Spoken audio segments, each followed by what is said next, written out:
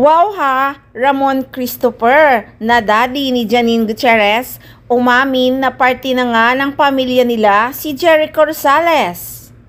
Napakarami talagang natuwa at kinilig kay Jericho Rosales sa burol ng showbiz icon na si Miss Pilita Corrales. Simula kasi nung first day ang lamay ng Asia's Queen of Songs, isa na si Echo sa sobrang abala at nag-aasikaso.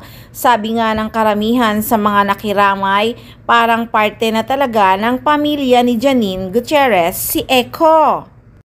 Bukod kasi sa palaging nakaalalay si Echo kay Janine ay talagang sinigurado niyang nasa ayos ang lahat sa burol.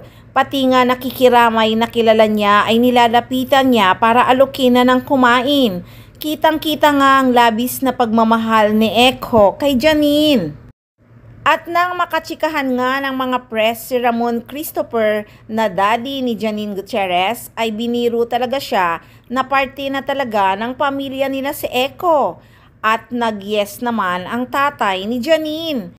Thankful nga raw siya sa pakikiramay at pagiging matulungin ni Echo sa burol ni Pilita Corrales.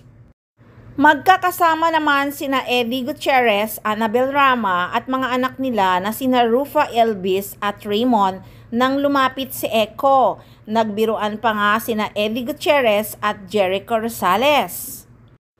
At nanonood din kasi si Echo ng Incognito kung saan ay kasama nina Richard Gutierrez at Daniel Padilla si Eddie Gutierrez. At dahil general ang role nito sa action serye, ay biniro niya ang rumored boyfriend ng apong si Janine. Sabi nga ni Eddie Gutierrez, daig siya ni Echo dahil kung general siya, presidente naman ito.